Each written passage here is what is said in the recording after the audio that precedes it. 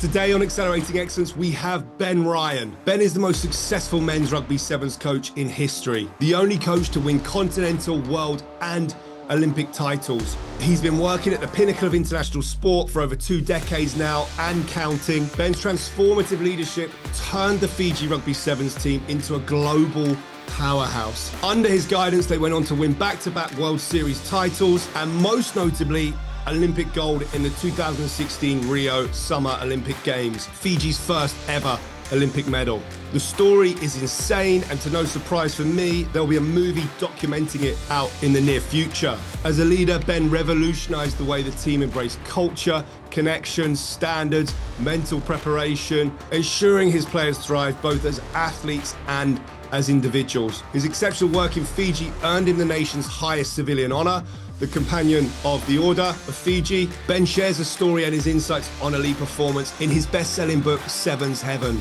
He's now currently in his 3rd season as performance director at Brentford Football Club, playing in the Premier League in the UK, a club known for doing things differently, who are going from strength to strength, becoming perhaps the most talked about team in world sport, and for whom Ben is a lifelong fan. Ben was an impressive athlete himself, a graduate of Loughborough and Cambridge University, a great human being and a leader in human performance. In this episode, we discuss the Fiji story, from hurricanes, dictators, enforcing discipline, and most interesting to me, the challenges Ben had to confront to transition himself from aspiring leader to world-class leader. I hope you enjoy. Ben Ryan, welcome to Accelerating Excellence. No, it's great to be here, James. I'm looking forward to our conversation. Well, look, thank you for giving up your time. I know you're deep into the season, and there's a lot going on, and it's a very busy time of the year for you.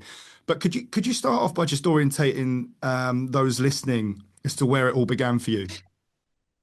Yeah, sure. So I'm a London boy. I was born in Wimbledon, and grew up in Brentford, so where I am now, weirdly. And then, I went to a South London comprehensive, then did sports science at Loughborough and a master's at Cambridge. I was rugby and athletics growing up, well, everything, I suppose. But rugby and athletics, I was at Thames Valley Harriers as a junior, and kind of reached just national level age group, and then rugby as same age group, and turned professional after uni when the game went pro in '97. In and out of clubs, really pretty disjointed senior playing career, had 7 operations, and then one of my last contracts, I got injured really early, and then they farmed me out to coach in schools. Really enjoyed it, and that kind of began my pathway into coaching.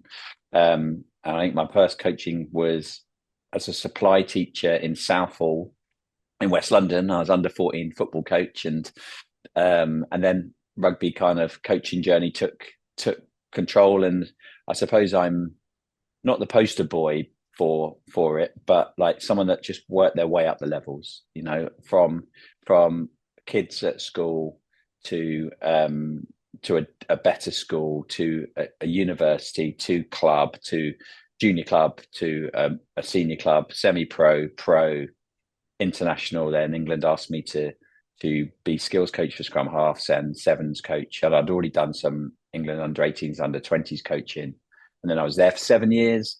And we had plenty of success, but kind of fell out of love with full-time coaching and with England and the politics and a few other things. And so I left, and then I got a job with Fiji Sevens and was there for 3 years and had an amazing time there. Life-changing time, really. Of course. And then left there, and we had some success there, and then I went as a consultant for 6 years, working all over the world, really, with different organisations and different rugby international and sports teams and UK sport, and then I, after COVID, kind of decided that I wanted to jump back into full-time role somewhere, and Brentford talked to me about the job I'm doing now, and I'm performance director at Brentford, been here in my 3rd season. It's like it's destiny.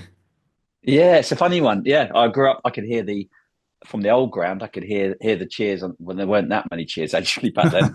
We were down, but we could hear the cheers when we scored a goal from the back garden. And a lifelong Brentford fan as well. Although I had a period where my dad would take me up to Manchester because he was from Manchester to go and watch United. But yeah, always felt it was like the local team was the one you should support, and that's what I did. Well, Brentford have certainly given United a few spankings the last year or so. Yeah, I'm lucky. I'm at such a good club. Yeah, I think we're ahead of them in the table at the moment, which just is mental. It's like incredible. crazy that. Yeah, it's crazy. And before we dive into that, I mean, I guess for me, it's the longevity of it all, the repeatability. It's not a one-hit wonder. There's been a few Moneyball stories in sport, haven't there, where someone's come up and hacked a year here and there, whether it is the some of the the Moneyball stuff in baseball in the US or a Leicester City in the Premier League. But Brentford, to come from the tiers and the league progression the way they have, and to sustain it and build year on year, and to do so with, I think, is it still one of the smallest budgets in? Yeah, it's just It certainly is. incredible. Yeah, yeah. Yeah, I mean, like with the teams that came up this season, we might be right. Well, we're certainly down the bottom of where we are on that. So yeah, we'll be bottom three probably on our spend. But there's a few things around Brentford that have put us where we are. But like one key aspect is that we're always aware of our performances without the knee-jerk reactions to things. We don't get too carried away if we beat Man United 4-0 at home or lose 3-0 to Liverpool away. We're looking at the underlying performance and the processes, and seeing where we can get better. So we don't make any crazy decisions on firing coaches or spending loads of money on the latest bit of kit that we think, that we haven't done due diligence on. It's sensible superpower probably is where we yeah. are with our decision making. And Matthew Benham and Phil Giles and John Varney at the top, they are they're remarkably good at what they do. Yeah, I think the case there is for potentially the best in the world at it, in terms of leveraging their expertise in data and sports betting to produce the results they have. And I guess a big part of that is just removing bias, and it's certainly something that the club does exceptionally well. And it's obvious that you think that way. You're a rational guy with methodology and process and principles. But how do you sometimes translate that to, a 22-year-old player who hasn't grown up with that, who doesn't perhaps understand the scientific method like you do, or the way probabilities work like Matthew Benham does? Yeah, it's a great question because it's not a straightforward answer. I love that you signposted biases as well, because that is fundamental as well to some of our principles at Brentford, that we do question some of these biases and we're aware of them when decisions are being made, or that we can kind of use those biases that might exist in the sport to our advantage, because at Brentford, we see them and we behave differently. I think going back to the players and its staff as well, if you're looking at things slightly differently, or with a bit more of a rational, data-centered mind around things, then explaining some metrics or some reasoning behind things is really important. So for example, if a player's looking at their high-speed running in a game, so we've got a game tonight away at Aston Villa, and if look at someone and go, right, you've done what, 2,000 meters of high-speed running, they might think, oh, that's a lot. And when you say, well, look, it's above 5.5 meters a second. 5.5 meters a second is 18-second 100 meters. So we've got players that can do that for 6 minutes in a 6-minute test. They could probably sustain that. So you then talk to them about like where their edge can be and where they have got more opportunity to do more. And you say, well, why don't you look at your metrics on the higher end of things and see what you're doing here and then where you're doing on the pitch, to give them a bit of ownership of the data. So they're not just looking at their GPS and going, well, I did 10K today. I did 11K last game. So I shouldn't be as tired today than I should have been last week. And I think it's just adding detail to things. Okay. For Taking players. time And to then explain also, that rather than just ram yeah, it down their throat, do this, do that, sort of outlining the why behind the actions that you're encouraging yeah, them to engage in. yeah. I mean, like we have say for I don't know, our recovery. Like if you just said to a player, right, like you're turning up, you can jump on a massage table, then you're going to jump on a bike, you're going to do some Pilates, you do some hot cold, and you don't explain any of it, and you don't give them a choice, and you don't ask them enough questions to give them a bit of autonomy on things. I think it's really important to bring them into the conversation, because on any level, if we're trying to change a habit or getting them to do something different or drive standards, they'll always be thinking, well, what's in it for me? And so Yeah. you've got to explain that, be quite Love that transparent phrase. about that, right? Yeah. Like understand, well, like the benefit for you is this, the benefit for the team is this, and then, do you agree? Do you want to do this? Because we aren't a club that will force people into doing things, but like our addition to training in a gym is 100%. Everyone will go in and do a gym session. Now that's definitely not the case in other Premier League teams, and it's a slightly different mentality. So yeah, that ownership of what they're doing, I think, is vital. Yeah, amazing. And in terms of this journey you've been on, bringing it back to you, if we were to speak to, I don't know, a 14-year-old Ben Ryan, did he have ambitions of being a gold medal winning coach, a professional athlete, being part of one of the major success stories in modern sport? Was that something you'd consciously aimed at, or was it something that unfolded as you went through each sort of step of the journey? Yeah, the 14-year-old Ben daydreamed a lot. So he would have like put himself into, he would have worked out, right, 14. Okay, when's the next Olympic Games? It's in 3 years away, right? 17, probably a bit too young to. So I'm 21. What's that one? What am I doing? I'm running 400 hurdles in that one. And then you're going through in your head, speaking to everybody after you've just won a gold medal. I do that. I used to do that a lot. Amazing. Kind of put that imagery stuff, and think, yeah. And I wanted, as a 14-year-old, I probably wanted to go to the Olympics and run. I wanted to play rugby for England, do both,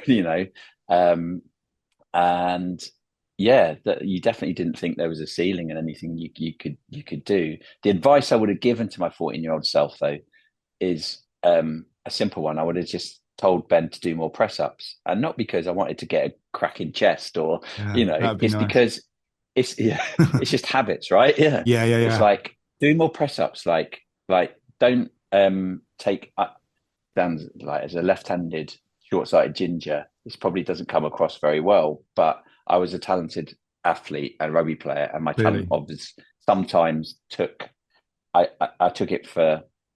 I didn't take care of some of the underlying stuff that would have kept me resilient, robust, Do you and think fit. part of the cost to that was maybe some of the injuries you experienced?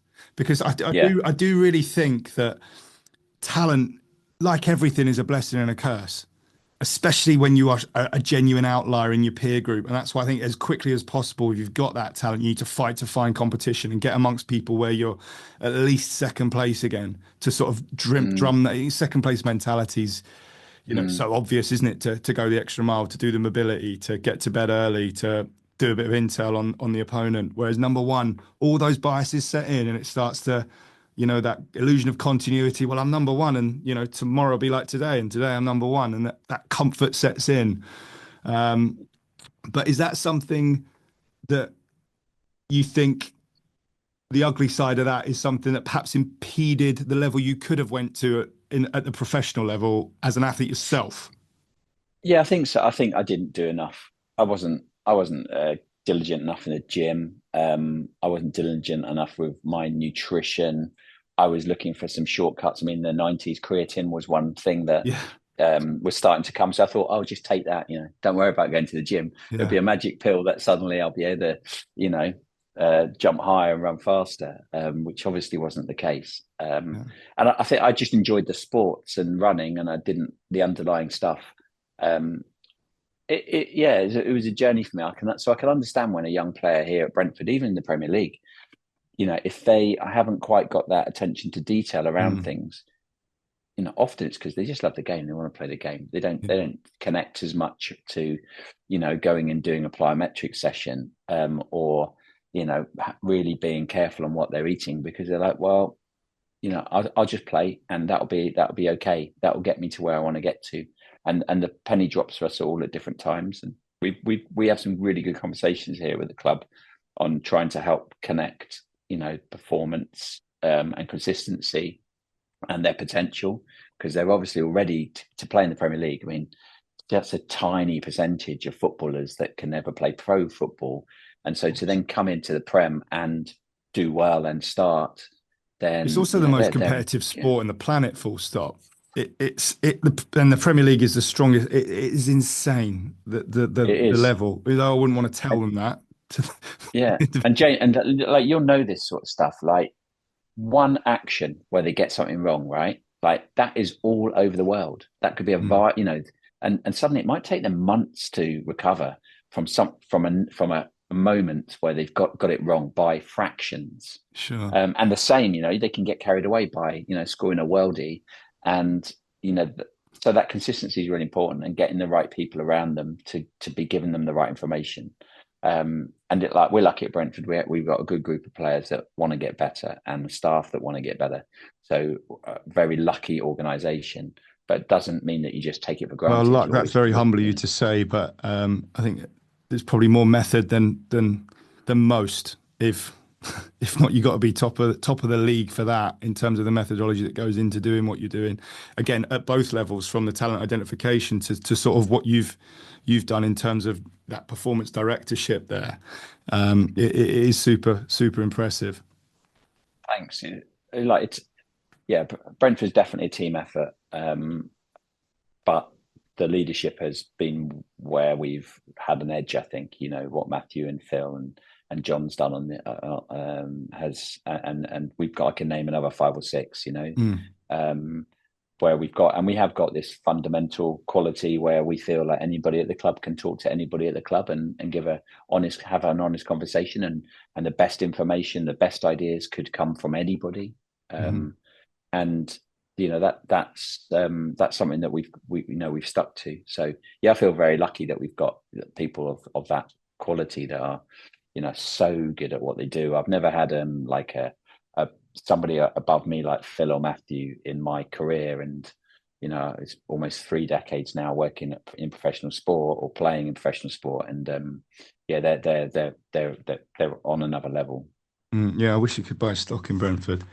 And so in terms of like that pivot to coaching, again, was that a conscious decision? Was it a chance opportunity that you took and then grew, or did you engineer that yourself? When I was a player, I would often be thinking about different ways to do things, whether it be a starter move, a penalty move, or how you were talked to. And I was also one of those players that got picked and dropped a lot. So you've been on the receiving end of good, bad feedback, good, bad coaching, and you quickly kind of filter them what you would do if that was you, and how it made you feel, like good and bad. And so there was, but not everyone does. You did that, and it's interesting. Yeah, I suppose that's. I became I qualified as a teacher, and one of the reasons I did that because I genuinely did want to help people like get the best out of their talent, and I get a big kick out of it. So actually, there's a selfish element to coaching. If you watch someone, whatever, get their first England cap, become World Player of the Year, or make their debut in the Premier League, and you feel that you've helped in some way, I get a lot of satisfaction out of that, and at the moment, for example, I've got my old captain at Fiji, a guy called Continental, that was part of the team that won the Olympic gold medal in Rio.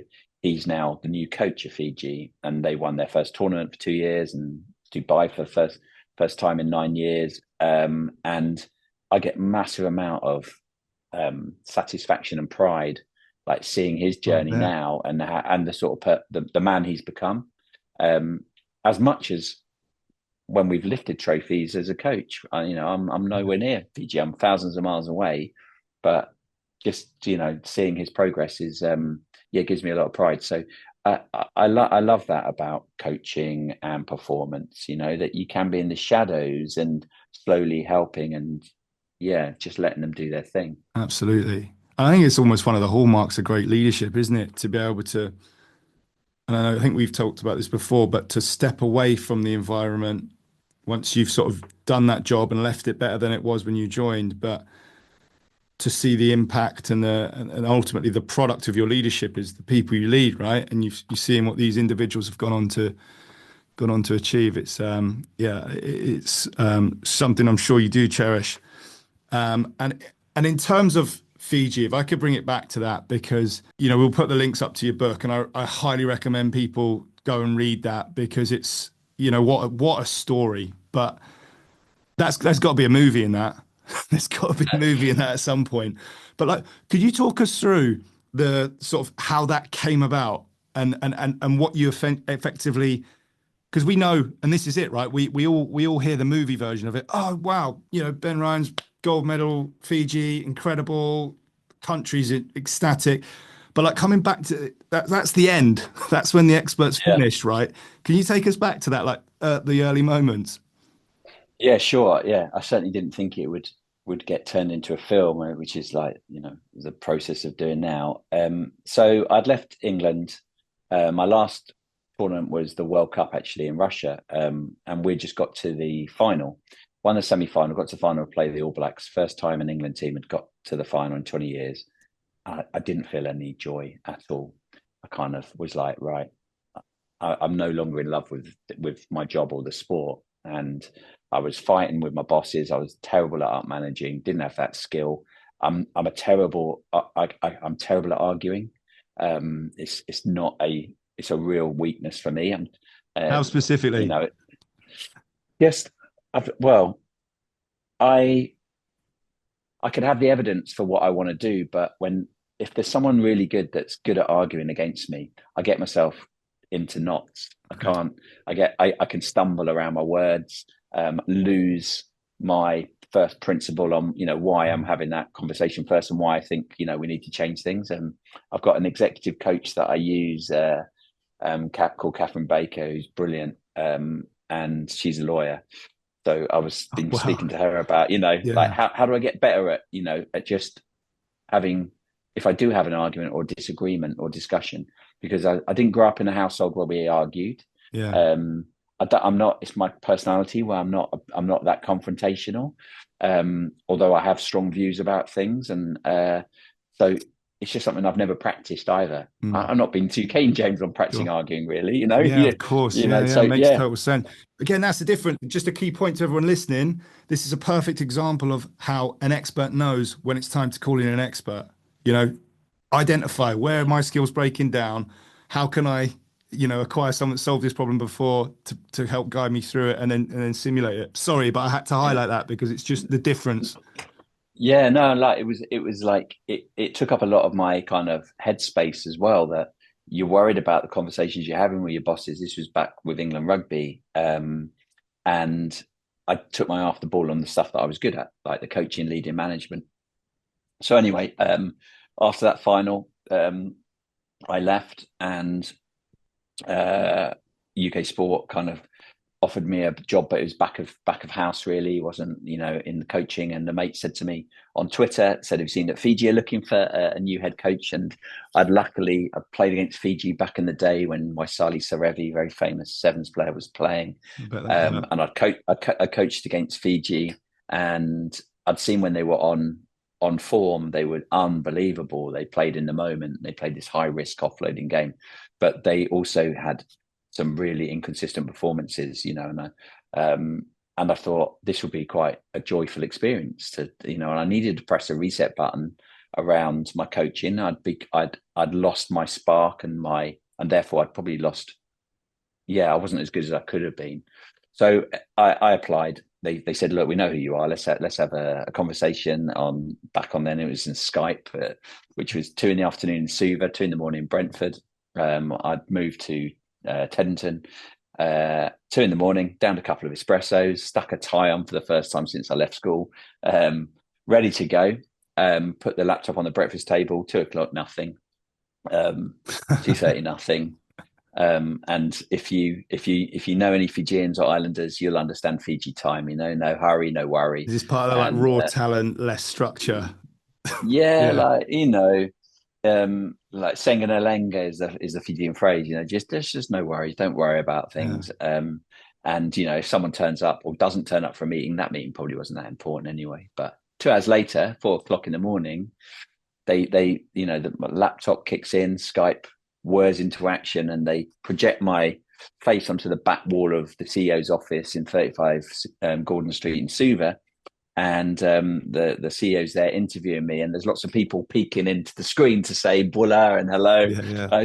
It's Ben Ryan. Yeah. We've seen you on television, and they asked me questions like, do I know Johnny Wilkinson, the famous rugby player? Had I met the Queen? And Yeah.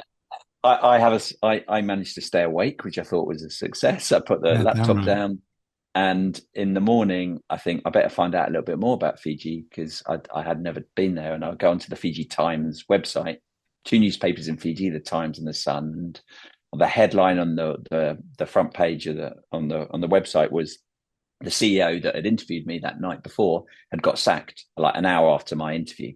Wow. So I was like, oh, okay, well, then this is going to be for somebody else's journey. And 2 weeks later, I'm in a restaurant in Richmond. My phone rings. It's a Fijian number. I pick it up and say hi, and they say, "Oh, Bula, um, this is the new CEO of the Fiji Rugby Union. We've got a press conference here in Fiji in 20 minutes time." I said, "Oh, that's interesting. What's it about?" I said, "Oh, it's to name you as our new head coach." So I'm like, okay, do I Only you get could any have got in say an in this? argument. Yeah. Yeah, exactly. There's probably yeah. I Yeah. said, I said, yeah, you've got 20 minutes. I said, okay, call me. I'll call you back in 20 minutes. Put the phone down, finished off my glass of wine, and I, in the moment, I suddenly got like that excitement, where you're thinking, Okay. man, I could be the Fiji coach in 20 minutes time. I'm going to a place that sounds amazing with these players that I know, this, and you're joyful. And in that moment, I hadn't got any negativity. I was like, maybe it'd help that I'd had a nice glass of wine, but I was like, right, I'm in. I rang him back, said, okay, I'm in. And he said, great. If you can get yourself to Fiji in the next 5 days, we'll pay for your flights when you get here. Still waiting for that Yeah. particular Can imagine. check to arrive. But I did. I arrived 5 days later, and hoping that I'd just be able to get my head down when I landed at Nandi Airport to meet everyone the following morning. But it's national sport in Fiji. The old coach said to me, "Ben, if you win a tournament, there'll probably be a bank holiday. If you lose a tournament, your house will get stoned." And I was like, okay. But I was live on telly for the next 6 hours. I flew across on a short 27-minute flight to the capital, Suva. I met the government and the Fiji Rugby Union. And I would find out over the next kind of 48 hours that they'd gone bust, bankrupt, no money. Excellent. They had all their bank accounts by World Rugby frozen because they were being looked into for corruption. All the players hadn't been paid, so most of them had gone overseas to find work or get clubs to get contracted for. My boss was Frank Bainimarama, who was the current dictator of the country. Yeah. You heard two that correctly, coups. by the way, people listening to the dictatorship. Yeah. Yeah, in fact, his second coup, he had delayed it by 24 hours because there was a really important rugby match he wanted to watch. So Fijian Army, Fijian Navy. So he watched that, Okay. and then the following day he took over Parliament and government, and had a coup. And however you are head of state in Fiji, you're also president of the Fiji Rugby Union. So he was my boss, and then he put his brother-in-law in charge of me to line manage me. And his brother-in-law just got out of prison. He had been found guilty of manslaughter and sentenced to 12 years. And after a couple of weeks, I think he had been pardoned by his brother-in-law, That's handy. the dictator. Yeah, and they needed to give him a job, so they thought, well, let get him to line manage Ben. So he was chairman of the rugby union. You wouldn't be getting the Up movie until though if it wasn't for this. Yeah. yeah, you're right. So immediately, like, we just had that conversation about how I was terrible at arguing and art managing. I'm thinking I got a convicted murderer and a dictator that I've got to have a good relationship with over the next few years. So that was my first 2 days, Yeah, James. And incredible. what I failed to tell you was, like, that initial conversation where I was like really joyful, put the phone down. I was like, that night I kind of didn't like go to town on celebration, but I had that glow, like thinking, Yeah, I'm so excited about this next adventure. But I woke up in the morning and kind of reality hit me. It's like I didn't yeah, know how much I was going to get paid, what it'd be like. I was moving halfway around the world, taking a gamble, and I got this massive anxiety, like where like your heart's soaring, but your head is like in a mixer. And I remember I was going to get some treatment for my back, and I walked from uh, West London, Tenton. I walked down the river down to Hammersmith to see my chiropractor, and I rang my agent and said, "Can you get me out of this? I've been I bet thinking he about wasn't this. happy with that. No." And he said no. He's like, "It's in the press now. You can't back out." And it's maybe a lesson to my future self, that occasionally you'll get these decisions in life that, there is part of you that is like super excited about the possibilities, but there's that other bit that's just kind of like tapping you on the shoulder going, "You sure, Ben? This is like a Mm. bit too much of a risk for you, mate. Like, why don't you just want to stay comfortable in what you're doing?" And it was the best move I ever made. And I'm sure you've come across people that have had those kind of decisions, and they've gone one way or the other. But I've learned, that if I've got decisions like that and I feel like that, just sit with it, breathe a little bit deeper, and try to kind of just look at things a bit more measured, and then go, okay, like, I can understand where this anxiety is coming from, because nobody likes to feel uncomfortable, but this might be a really good decision. And I'm glad my agent told me that, because if he had said, "Yeah, don't worry, Ben, I'll sort you out," I Mm. wouldn't have had this You story, and I might have hit wouldn't be the sitting eject here. button.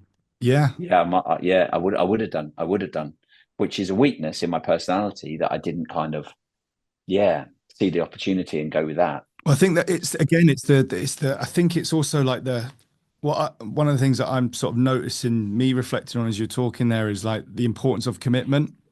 And again, like everything in life, there's upsides and downsides to everything. And one of the upsides to commitment is that once you've made it, you're committed to giving something your all. Whereas when you sit on Yeah. fences all day long, you wait for the perfect opportunity. It's a lot's got to go your way luck-wise for that to sort of come into existence. Yeah, you're spot on, actually. Because it flipped when I did go and I was coaching the boys, and our first tournament was terrible.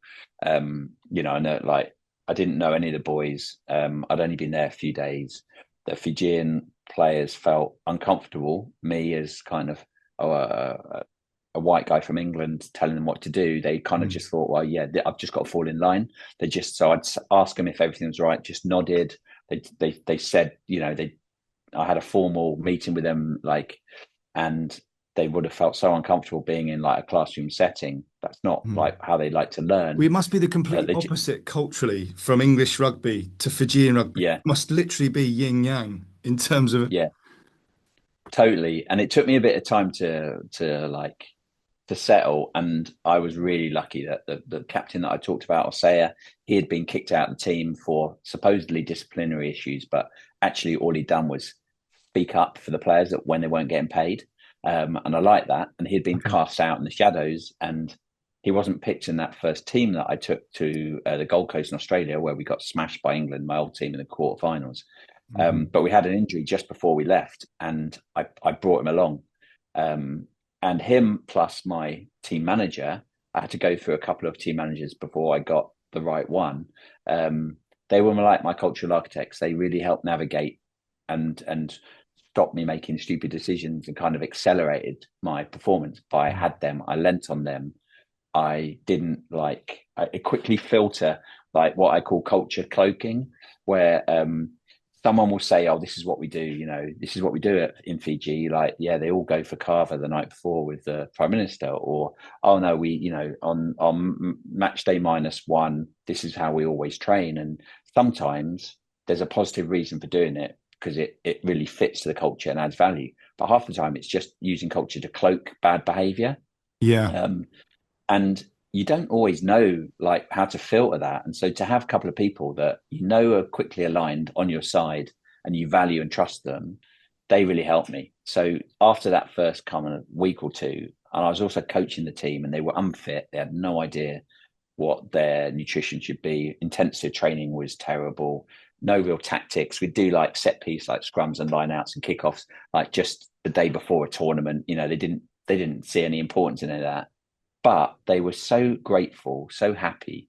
You could see the talent just bubbling away, and you thought, I'm committed to this now. At that point, then I was committed, and I'm thinking I'm going to help this lot because they are really grateful. I'm reminded me on why I was a teacher coach in the first place.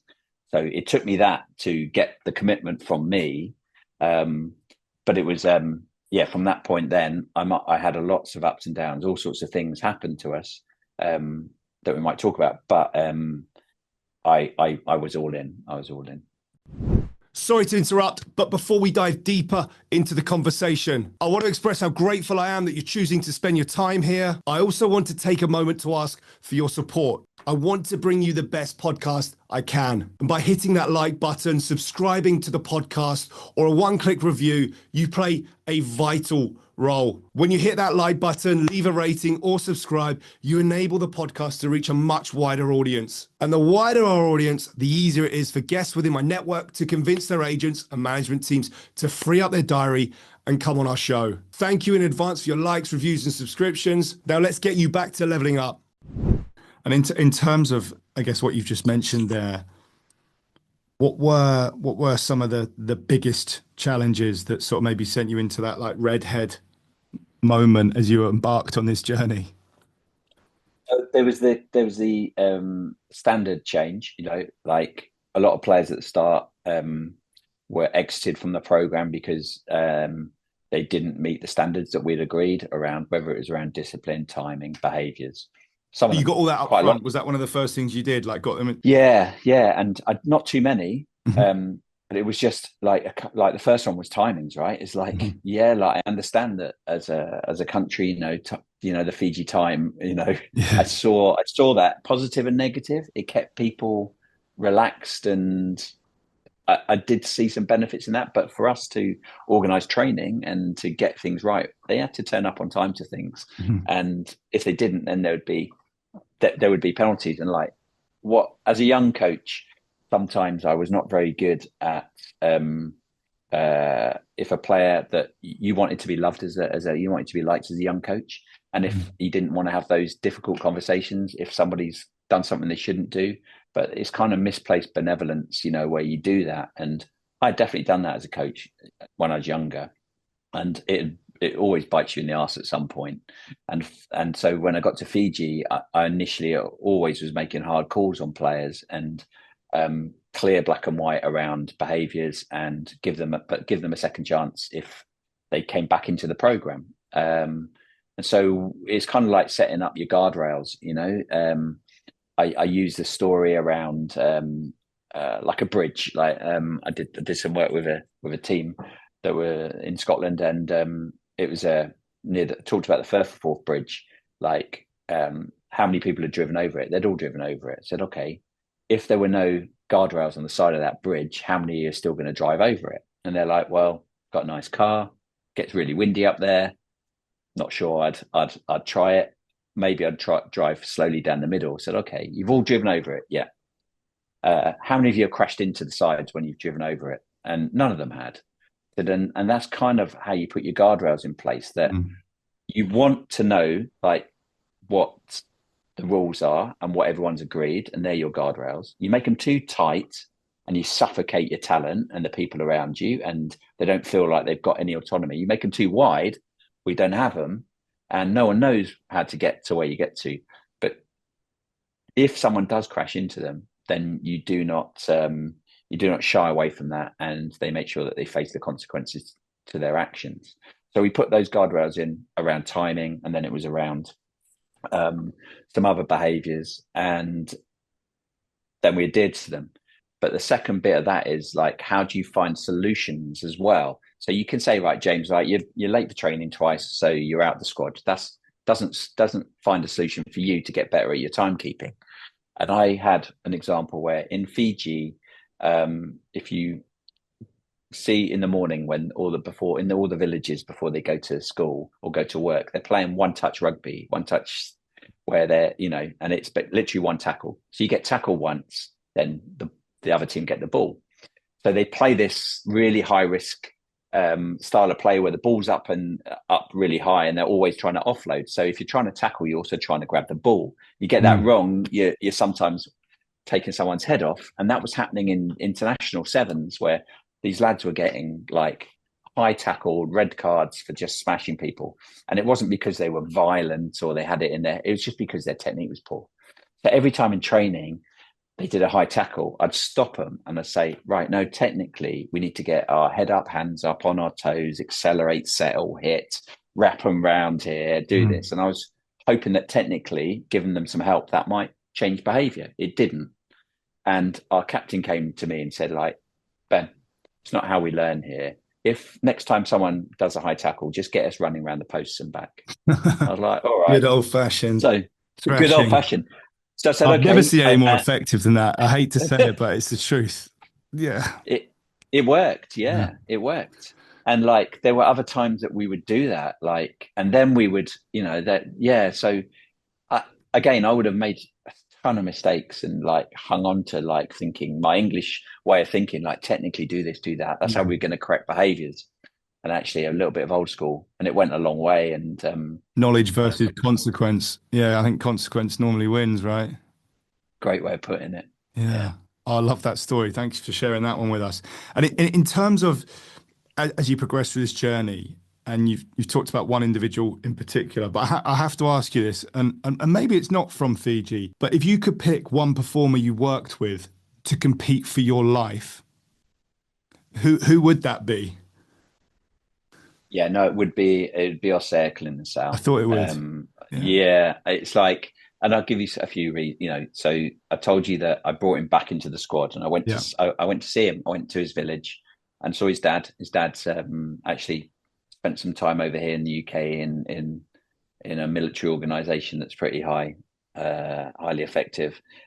He's back in Fiji now, and he's a minister.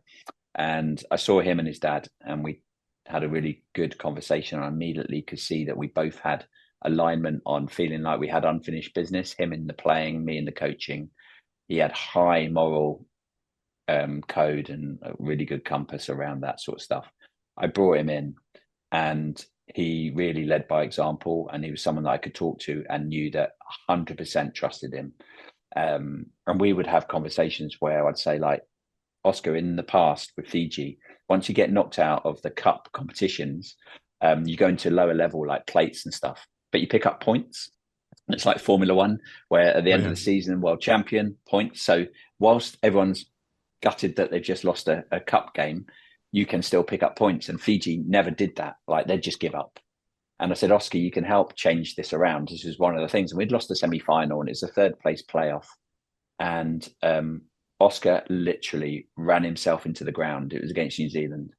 And after the game, I was using him as an example about how well he was and how hard he'd worked. And he passed out on my shoulder with the amount, and I'm like, this is exactly amazing. Like, I don't need to say anything else. Like, because you've got your captain that's passed out. The behavior says it all, doesn't it? Yeah. Yeah. And I speak to him every week, and he's in Fiji now, and he's the coach, and trust him completely. So yeah, he's a good example. There are other Fijian players, and I'm sure you've come across in the military some Fijians. They're incredibly loyal, incredibly hardworking, incredibly trustworthy. They're team players. It's just unbelievable culture when they've got your back, and when they do like you, they really like you. So yeah, he would be an example, and I could think of countless other Fijians that I would also happily if someone's got to save my life or fight to the death for me, there's a whole host of them that you'd It's a think, good yeah, I gene could. pool to pick from, isn't it? Yeah. No Yeah. offense to the Brentford lads, but No, yeah, yeah, no, I'm sure they'll get that. exactly. Yeah. Yeah, they would. Yeah. And in terms of, okay, so you go through this build process. You've got your teammates from a managerial perspective. This leaders sort of unearthed themselves. You're starting to build these like dynamics, behaviors. People start sticking to it. As you come in towards that Olympics, was there a sincere belief that we can win this thing? What were the sort of expectations you started to put on the team or on each other there? We talked about it all the time, daily almost, and even in those first few weeks where no one was getting. I didn't get paid for 6 months. I was putting petrol in the van that would pick up all the boys around the island. We had no kit. We were the kit we played in the tournaments was the same kit we trained in. And then World Rugby would complain and go like, "Your kit's dirty." It's like, yeah, we train in it. We run up sand dunes in it. We do our recovery sessions in it. We roll around in the mud playing rugby in Wow. it. So yeah, it's dirty, right? Yeah, and you can find us if you want. But and even in those early days where we had plenty of, there was a lot of growing pains. I just could see the talent that they could win an Olympic medal. They could win a gold. Bearing in mind, Fiji had never won a medal in the history of the Olympic Games. And we talked about it all the time. Said you guys. One of our boys, Isaki Katonibao, who's in the Fijian army, he said, right, we're going to be the stone writers. And he said, right, I don't want to write my name in sand where the wind will come and blow it away. I want to write my name in stone. And they kind of had this as well as their group, that we're the stone writers. We are creating new history for the next generation of Fijians. And so we talked about it all the time, literally all the time. We didn't like go, oh no, let's just like underplay this. Whilst you can remain humble, you can always set your goals, right? And like going, this is where we want to get to. It's what we want to do. We're good enough. And I kept reinforcing it all the time. When we won a tournament, we keep reinforcing that they're the best players in the world. I keep saying to them that, I've never come across a group as well that cognitively are so good about their understanding of what's going on the pitch. And they weren't used to that because most of them had left school at 13, 14. They weren't ever top of the class at school. They didn't feel comfortable in that academic environment. And so to complete and like with 100% like truth, they're so good at reading people, at seeing things that I'd just never seen in the other players. So we just talked about it all the time. And I also I every time I'd be driving around the island, I would go into my daydreaming mode again, that I was like a 14-year-old, where I'm thinking of how the Olympics is going to play out, what I'm going to say after we've won the gold medal, what it's going to be like going home, all of that. Like I'd even like talk as a commentator, like and stay the game and talk about, and Fiji have scored the first try again and they've just won and Amazing. I'd bang on about that all the time. And like I was so certain we'd win an Olympic gold medal, had zero doubts. And like sports random, right? Things can go right and wrong. You can get a red card Absolutely. at the wrong time, get an interception pass, drop a ball, whatever it is. But Also, I the other never, I team could never, just have the game of their life that happens once when Jupiter aligns with Venus, and then you can't control that, can you? yeah. I did. I don't know if like any of the other guests have ever talked about this, but occasionally there's moments in your life where you do feel there's a bit of destiny about it. Mm. Um, there's just been this alignment that, me and Osea like cross paths at the right time in both our careers. That came into the islands where, it got leaked to the press that I hadn't got paid for 6 months. And they kind of, then the public really, were enamored more in me because they could see I wasn't just there for a paycheck. And there was lots of little micro changes that all added It's up almost to this like you kind of designed it when momentum. you look back, isn't it? It's like you designed that Yeah, because it gives them the conviction in you, and I guess, the buy into a foreign coach who's, like you said, most of these guys, maybe left school at 13. Again, the yin yang. You mean you studied at Cambridge? Do you know what I mean? It's yeah. like it's it's But I incredible. learned so much. I learned so Yeah. much around human behavior and taking a breath. like another example, like I remember, like we used to do coming to camp on Sunday. We'd pick up all the boys around the main island, it's like 6 hour loop, and they come in on Sunday, and then on Monday we'd fitness test them. And like, also we had these really clear standards, right? Everyone has to hit level 18 on the yo-yo, and if they don't, everyone's going to do the test again. And if Right. you're not doing the test correctly, like you're not putting your foot over the line, we're doing the test again. And Feels very there was we military did rules. Yeah. really military, and actually, Right. like there were boys that were in the military as well, Yeah. and they reacted well to it. I did a fitness test, yo-yo test 7 times once, and like if I did that in England, I'd have had the doctor, I'd have had safeguarding, I'd had people on my back, I can only and we were like, imagine. no, we are changing behaviours here, and we have our standards that we aren't going to deviate from. And I you love that. kept saying the same thing, that you're the most talented bunch of rugby players, so I'm going to get you as fit as possible, so your talent just can keep going for as long as Especially is possible. that you can't. It's such an important part of that game, isn't it? Probably some of the fittest athletes on the planet. You know, when you look at the cross areas. Yeah, they are. They hit 35, 36, 37 kilometers an hour. They play these back-to-back games over 2 days. They've got a warm-up, recover, high speeds. They're doing 20K of high speed. It's significant. But we did this one Monday, and this player just kept failing the test. And he looked to the naked eye that he had spent the whole weekend on the smash in his Mm. village. And I'd already spent a bit of time there to think, right, I'm not just going to go to him and say, like, upside, like, what we doing the weekend? This is not good behavior. I went to my manager and said, look, you can see what's going on here. Can you have a chat with him, see what's going on? Because I don't want to put my foot in it. And he went to have a chat with him, and it transpired that his village was quite cut off, and that he'd not eaten for 2 days. And so he'd come into training, not said it to anyone. He literally, Zero he didn't have excuses. any. Yeah, he didn't mention anything to anyone, but he had no energy in the tank, and he was giving it his all.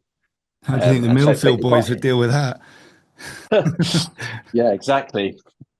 It's one of those where you kind of like, if I had then just not thought about anything and just gone at him, I might have lost him as well, because Mm. I'd have like hammered him for his performance, and it would have been completely unjustified, because actually you need to kind of go, well done, like the fact you didn't say anything, the fact you cracked on, the fact that you didn't blame anybody else.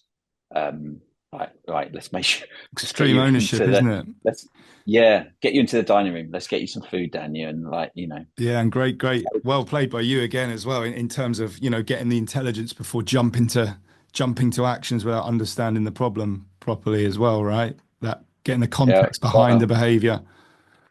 it's based around doing that wrong loads of times, you know and you learn, and you hopefully learn, and I think it's one thing in elite sport, that is always a challenge, is to get people to admit when they've Yeah. when they failed, because like we would not survive as a football club if we didn't learn from our failures. Mm. And there's plenty of things that Brentford have done that haven't worked, but the key thing is that they've put their hand up and gone, yeah, okay, that didn't work, but it's led us to put a better process in the future. But it's when egos and the environment doesn't allow you to put your hand up and say you've done something wrong, that you're going to be in trouble. We're lucky at Brentford that we have a good environment. It doesn't mean that you can't always make sure you keep on top of that and all of those things, so that Yeah. we're constantly growing. And I guess this is a question I'd love to get your opinion on, and I think it's something that's important for people to pay attention to, because I don't think a lot of the managers and leaders I work with are very good at this, particularly maybe in the business world. But it's that, when is it time to cut people for you? So I think how I behaved on that in the last 15 years was different. When I started as a teacher and as a coach, I gave too many second chances, and I protected people too much, and as a result they didn't get better, and it goes back to this misplaced benevolence. So Absolutely, yeah. I have no. I'll give you an example. we had a vice captain called Pio Tuwai, 6'5", 115 kilograms. He not only was he a bit of a bulldozer when he needed to be, he was a bit of a ballerina as well, and he had these unbelievable hands. And coaches would say to me after the game, "How does a guy that big do those things? You know, how is he so light on his feet?" I was with his wife when she passed from cancer, and his house was one of the houses of the players that got destroyed by a cyclone that rampaged through the biggest, still the biggest storm in Southern Hemisphere history, that ripped through Viti Levu, the main village, 7-8 months before the Olympics, and destroyed a third of the boys' houses. And it was a terrible time for Fiji. The boys though, we were in camp for the last camp before the Olympic Games and selection, and the boys had agreed themselves a few things, and one of them was there's no drinking whilst we're in camp at all. And the consequences they had decided themselves was you'd get dropped from the next tournament. Pio went out drinking, and I dropped him. I didn't tell the press that was the reason why, and there were lots of other things going on, but no one knocked on my door that night and said, you've got to change your mind, because they win Olympic gold medal. It wouldn't be because we failed to do it because someone dropped the ball in the final or missed the tackle. It would have been because of behaviours that we hadn't done 6 months before, a month before, consistent behaviours. And he wouldn't have learned from it either. And we have a really good relationship now, but I didn't lose any sleep over that or any of the players that I dropped for any issues, because I knew it wouldn't benefit them and it wouldn't benefit the team. But that took me a while, again, going back to probably my own weaknesses around wanting to be liked. Maybe I suffered from, I don't know, this sounds so weird, because people have so many more important and serious things that happen to them in their lives. But as a ginger kid growing up, you kind of got you got a little bit of small amounts of bullying and taking the mickey of, and you probably do lose a little bit of your self-confidence. And so then as you become a teacher and a coach, you kind of want people to like you. So you probably let some stuff go, which, the standard you walk past is the standard you would become. I love probably that. Took me a while to live that. I live it daily now, have done for a long time. I think you always knew deep down in those moments before, but it took you a while to build up that conviction to execute it. But you sort of knew fundamentally, it wasn't sort of something you learnt later on. It was something that you grew more confident in acting upon. Yeah, that's a good way to sum it up. Yeah, exactly that. Yeah. I didn't have the confidence to execute it as well. I didn't have maybe the gravitas in some of the jobs that I had done initially when you get a national job or your first pro job, to tell them, call them out straight away. It takes a bit of courage, and there's nothing wrong with admitting that I was low on courage, and then that gets better as you get more confidence in your competence. And you do that. And I don't hesitate these days, and I haven't done for 10 years. But yeah, I think it also is that I got a good mentorship around me of different people that I talk to. And, I lost my dad when I was quite young. And I wish I'd probably had some better mentors growing up as well. And that would have probably helped me a bit, trusting people around you to kind of call out your bad behaviors or how you could do things better, I think is vital. I try and do that now with some of the staff here, so that I can be their critical friend as well. And they know that I've got their best interests at heart. I want them all to be rock stars, but I also want them to know when they're doing things not to the level that I'd expect. And yeah, that's a journey, I guess, as every leader and coach, and that you go on, and yeah, I use the penny drops at different points at different times. That is just thank you so much for sharing that with us. I just love that. It's sort of cemented and confirmed, just to myself as well, how important that is. And yeah, I think it's such an important point you've just communicated there, and done that really well. I guess one of the questions I wanted to ask you about was around a peak experience for you. And I'm imagining if it's not, because you're gonna have to talk about two if it's not. But it's you get to an Olympic final with your boys that have been through almost literal hell from, all the stuff you've talked about, from cyclones to just Mm. the resourcing, the personal issues for some of the individuals. How was it, that experience, full stop, going into that event, that final rather? Yeah, when you get to those peak moments, you clearly have in your head what you can control and what you can't. You also make sure that you have a plan. It's really important to have a plan. That might change, but you go in with a plan around things, and then you then make sure that you stay in the present. So for me, the Olympics was not a hard tournament for us and wasn't that stressful. We controlled everything. So like the boys all had agreed that they'd just like hand in their phones and laptops, if any of them had them, to their to our manager, so that we'd just be doing everything together, having all those little conversations around breakfast tables and after training that are often missed now in modern society. Like you'll see players come in and they'll be in change rooms and might be on the phone a lot, and I've seen it in every environment in the last 10 years. And like sometimes a little conversation that you and me might have like before training around something they've seen in the game, something they've seen in practice, might be that moment that's really important in the game. So make the most of those, do everything together. They did everything together. And then you like, you read the room as much as you can. And I got better with Fiji. I think they kind of helped me like see those cues, the body language stuff, the way someone is communicating, just to kind of get an idea on the reading the room a bit around how you're going to talk to people, individuals, players. Then you can quickly see if someone's a little bit more nervous, if they need a little conversation, if they need a little joke, if they need to relax.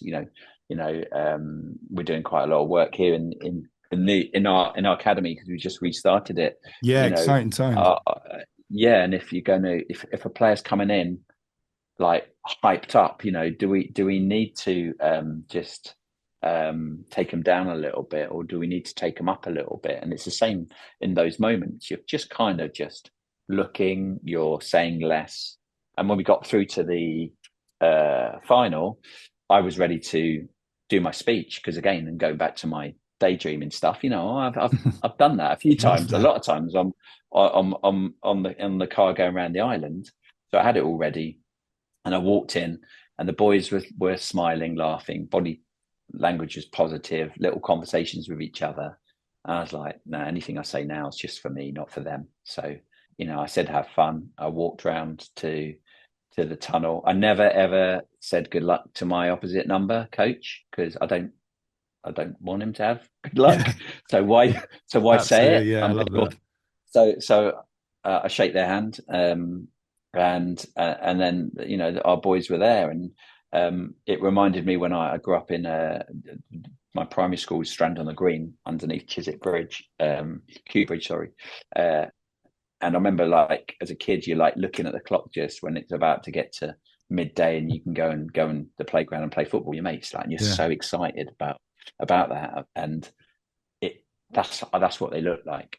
And so I just knew that like all I had to do was sit there, make sure if I'd got to put any players on, and then let them do their thing. And I think like one of my principles as a leader or as a coach is to make myself redundant, to know that you can go to the biggest game of your life and you sit and stand and have a beer, and they got it. The hard work's been done.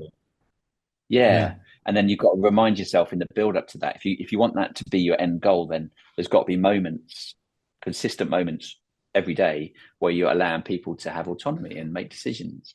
Yeah. Oh, bang on. It's so refreshing to hear. And I think one of the questions I'll often get from athletes, also individuals in trading and investing, but is around this performing under pressure piece.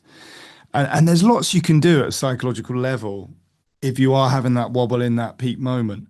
However, something's gone wrong if that's the case, because if you take care of all the fundamentals what you've described, that body language, that positivity, that I'd describe as was that predator mindset.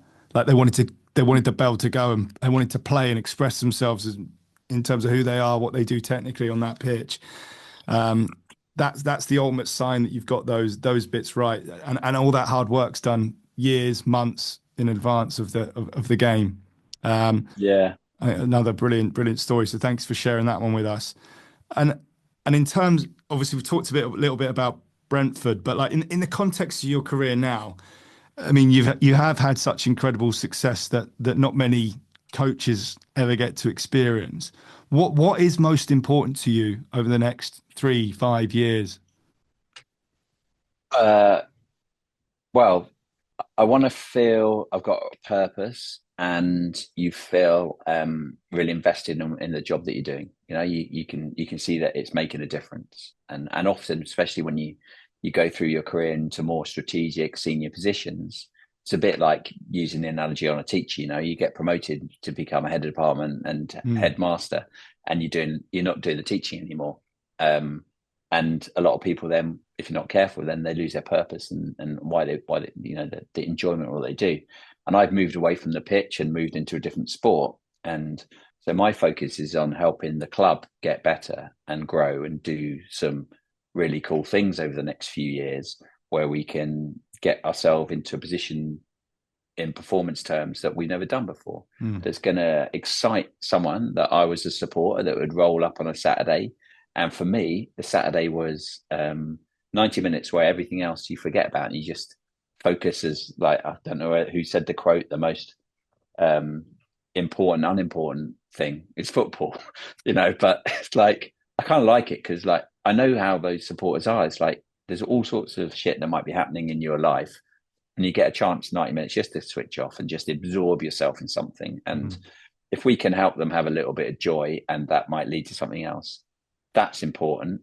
As it's important for the players to have as longer and successful careers as possible, so that they can help their families, they can create generational wealth, they can really make a difference to them and their communities, and for the staff, like, mm. you know, help them have long and happy careers that will have a knock-on effect to how they are at home, how they're going to be in the future.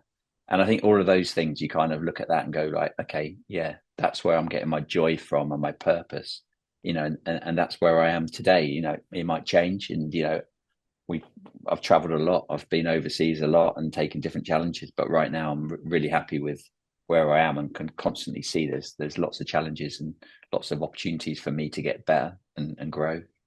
Amazing. Love that mindset. And do you mind if I finish with a handful of quick fire questions? Crack on, yeah.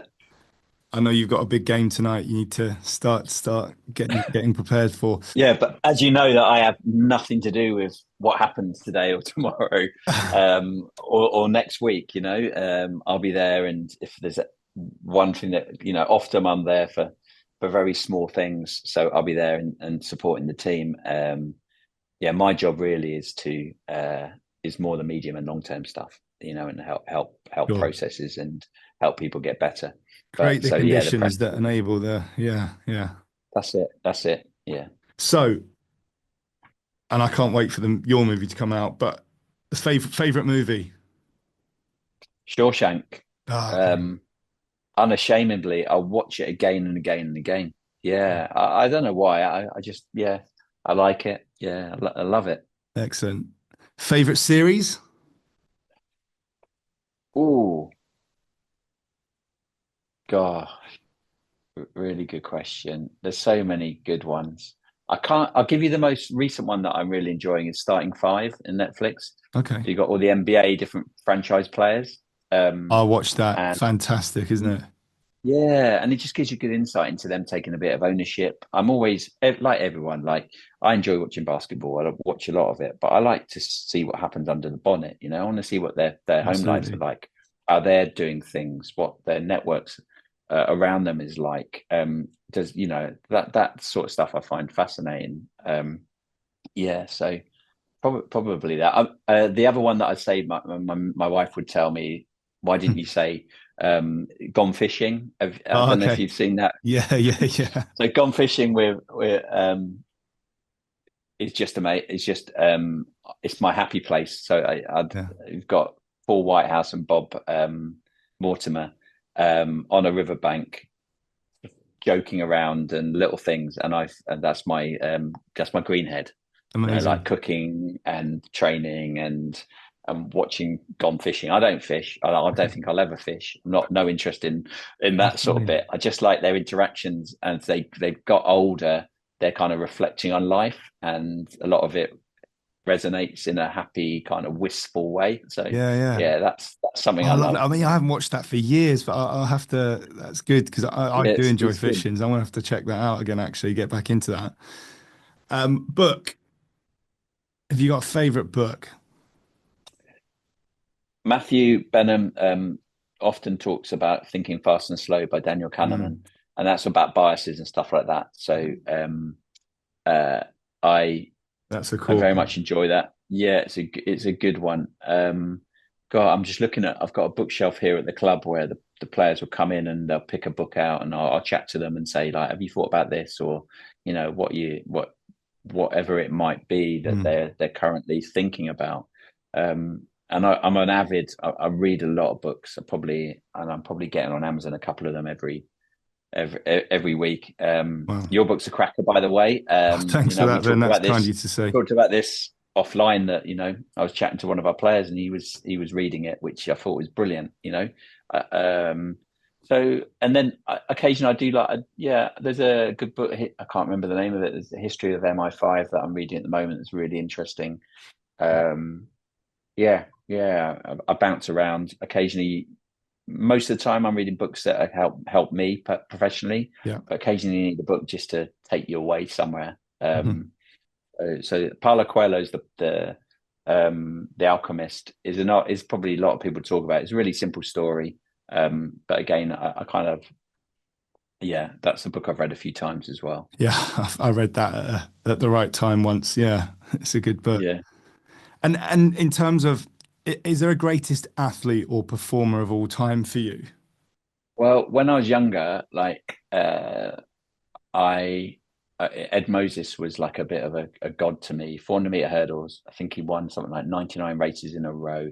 He had a perfect stride length. He was just unbeatable, and he missed out on one of the Olympics because of the American boycott.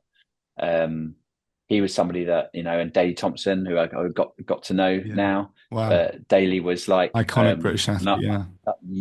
Wasn't he? He's got Jim in Putney. I never knew that. And Seb Coe, who I've also got to know. I watched him as a kid running. When it was back in the 80s, Coe, Ovet, and Cram. And you'd have these Friday night in Bislett where they'd break world records, and literally the whole country are watching these 8 and 1500s. Yeah. It doesn't happen anymore. It's a shame, isn't it? Athletics in that respect. Yeah. I'd love them to do something about that. So exciting. I was at Thames Valley Harriers, and my club captain, I was a junior there, and Linford Christie was club captain as well. And you see these, so athletics my dad was a very good athlete. So they were kind of the ones I looked up to when I was younger. Amazing. And is there a greatest team of all time for you? Oof. Well, get my ego at the front. No, I was going to say, I think that's legit. My Fijian team that won back-to-back world titles, Olympic, and they won every, like, they were a joy to watch. Yeah, you could sit there, and I remember a quarter-final once. Well, I can't remember where it was. I was in Australia, and we were losing by about 2 scores in the second half, and I was like properly stressed, thinking, "What's going on here?" And our players on the side were like, "Ben, don't worry, we'll be fine. It's just a quarter-final." And then boom, boom, boom, boom, 4 quick tries. And they're laughing at me and like, "Told you not to worry." Incredible. And it's like, they were a joy. Some of the stuff that they did, you hear this a lot. You can't coach that. You can coach a lot of stuff, but there are instinctive movement and understanding when you're in that zone of optional function where you're like, wow, these guys. But without the performance systems around it, you don't access as much of it, right? Yeah, well, I had to make sure they got on the bus Yeah. and got off the bus, Yeah. you know, and they had the right kit on. But you do get to a point where those teams, they run themselves, and you just got to just make sure that, yeah, you create the conditions, but by the end, they're the ones doing that as well. So those great teams. I played against the New Zealand team back, as a coach with England, that also had a couple of years where they were just untouchable. And yeah, some of the All Black teams in the 80s and 90s, and Joe Nalomu, people like that. You look at them. Yeah, I get a lot of joy. We went at Brentford. We've had some moments as well where he's suddenly scoring 4 goals against Man United in the first half and going, Yeah. it's just really happening. Brentford had some huge results over the last few years, and as a Chelsea fan, it's been quite depressing on a number of Well, occasions. we've managed to beat you 3 times, maybe even 4 now in a row, where we've beaten you away from home. 3 years away from home. But I mean, 5-10 years ago, you would not have believed that. You would have been laughed out the room if you'd even suggested that was possible. Yeah, it's not even close. Yeah, I mean, and the weirdly, budget my first difference game ever between those clubs that you're getting those results against is just phenomenal. Yeah, you're right. I mean, we can talk about all the right conditions. I could talk to you about load management and salaries and the sports science data scientists and everything. But ultimately, when you boil it down, it's one team versus another for 90 minutes, and it's a low scoring game, football, and you can beat the best teams if you're on it and everybody's aligned and prepared to do everything they possibly can to get the win. And that's what I love about football, and it is so, the low scoring randomness of it creates this excitement where, we have the wrong way when we're 1-0 up against Fulham in the 94th minute and we lose 2-1. But on the other way, we've won games in those moments, and you're delirious in the moment and joyful. I love that about football. It's an incredible sport. And and do you have a personal mantra? I do have that standard you walk past. I used to have on my social media, like the things best are the things you were never taught. And I think that probably is. I wasn't brilliant in the classroom, and I have learned my biggest lessons haven't been academic ones or educational ones. It's life stuff, and So I suppose most people would also in Fiji would the standard you walk past is something that we talked about a lot. But Vela Mani is an old Fijian phrase, and it just means work together, love each other. And remind yourself that you can working collectively as a team and creating that alignment can treat you much better than trying to do things alone. So I often look at Vela Mani on my wrist. I've got it as a tattoo here. I was going to ask, actually, do you consider yourself Fijian or English these days? I support Fiji if they're playing England, if I'm honest with you. And I'm hoping that my passport should be there waiting for me in Fiji when I go back next. Amazing. I don't want to sound like an idiot but I'm so closely aligned with and so in love with Fiji that you can tell it's hard to go. It's hard. I'm a proud Englishman and proud Londoner. And I don't think and working in a club where I don't know, we got 16, 17 different nationalities, the multicultural aspect of everything, I think is important. So I'm going to answer I'm not on the fence here, James. But no, I get that's a good answer. That's a good answer. It can be both. Right, last question, and then I'll leave you in peace. If you could drill one message into people listening to this conversation, people who want more from themselves, but maybe they're going through either a bit of a plateau or there's a bit of self-doubt, but deep down they know they've got more to give, what would your advice be to them? It would probably, because you can do the basic stuff like I'll set your goals, anything's possible, all those sort of old tired. I mean, and goal setting is incredibly important. Sure. As is kind of atomic habits and stuff like that, small changes. I would say put yourself in more uncomfortable positions, because if you've got in a position where Nice. you've kind of you're in a rut, you're a bit, I know you had oh man, what's his name? I'm trying to think of the Spartan races. Oh, Joe DeSena. Yeah, he's Joe a killer. DeSena. Yeah, he is like. I mean, I can't. Did he talk to you about he had a kettlebell that was an iPhone holder? He had like this 15 kg kettlebell that you put your phone in. So every time you answer your phone or you have to make a text message, you got this massive kettlebell that's making Love that. That's a constraint, isn't it? Yeah. He would talk about putting yourself in uncomfortable positions, but as human beings, it's really easy to always make them comfortable, and just having in your head, I'm going to do more uncomfortable things, Yeah. will probably lead you to a path that's going to give you more opportunities. Love that. I personally resonates with me because I feel like half my job and half the feedback I give people is you need to slam people in the adaptive zone and keep them there for as long as possible, because that's the I love stimulus that sparks the adaptation, right, to the next levels. Yeah. I love that point. Ben, thank you so much. It's been amazing to get to know you over the last few years, and I'm so grateful for you giving up your time to share those insights there. I'm genuinely pumped about everything we've talked through today, and yeah, inspired. I want to go and level up myself. And yeah, Thanks, good luck James. Brentford tonight. Yeah, thank you very much. I really enjoyed the conversation, and like keep doing what you're doing. It's fantastic. You're adding value all over the place. So thank you. Oh, thank you, sir. Speak to you soon. Speak to you soon.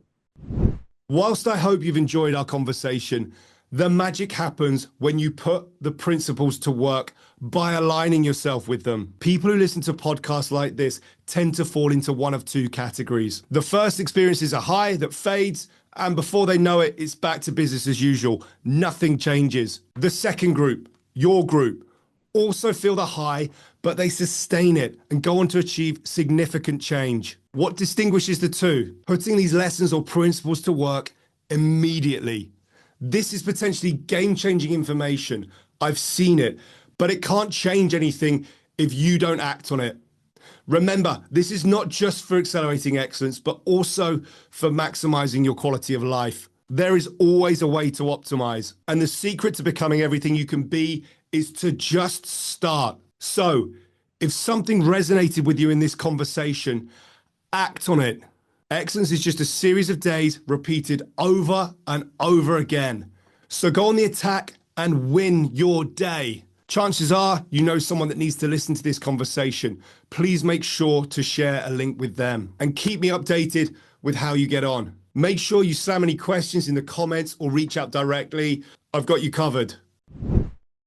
In 2021, I published my first book, Accelerating Excellence. If you're finding the conversations and information on this podcast useful, you're going to find the book useful. The book is more of an operation manual. It's a step-by-step guide on how to implement all this stuff so you can get maximum benefit. It's a #1 bestseller filled with highly actionable strategies you can apply today to become better tomorrow. Head to jamesaking.com to download 6 chapters free in audio or digital format. The full book's available on Amazon, Audible, or at your local bookstore. All links are in the show notes.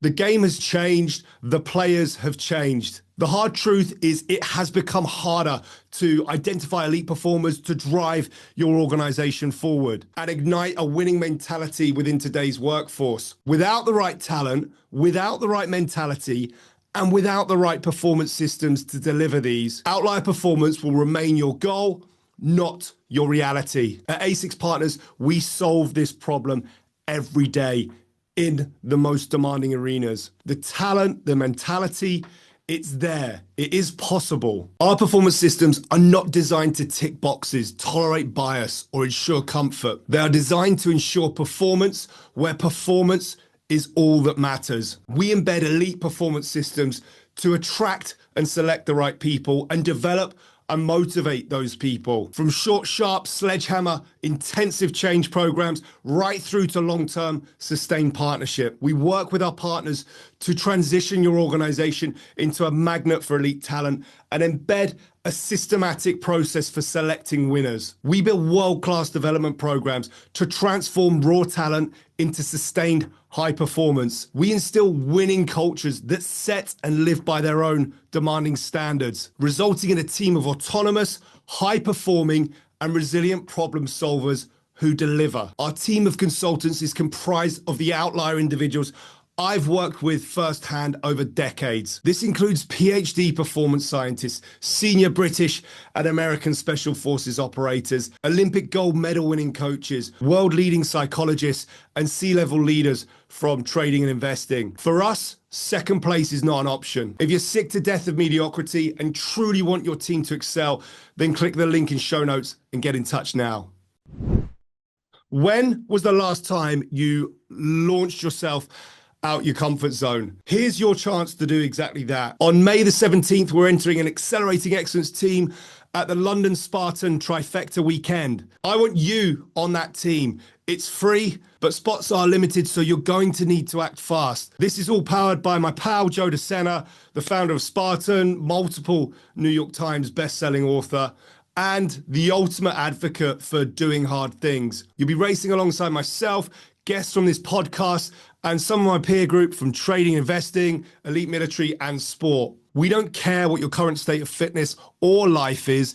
In fact, the lower the better. The thing I love most about events like Spartan is that they provide us with an opportunity to voluntarily confront challenge, physically and mentally. This means you don't have to wait for life to inevitably slam one your way before you decide to level up. It's an opportunity to carve out your own mind and emerge stronger from challenge than you went in. On race day, I'll be hosting an exclusive Q&A session where we'll discuss everything elite performance. Spots are limited and they're going fast. Don't overthink it. Click the link in the show notes now and sign up as an individual with a friend, partner, your team, or company. By doing so, you instantly become part of an ambitious, like-minded team of people who set high standards and attack challenges head on. Get it done now, and I'll see you on the 17th of May.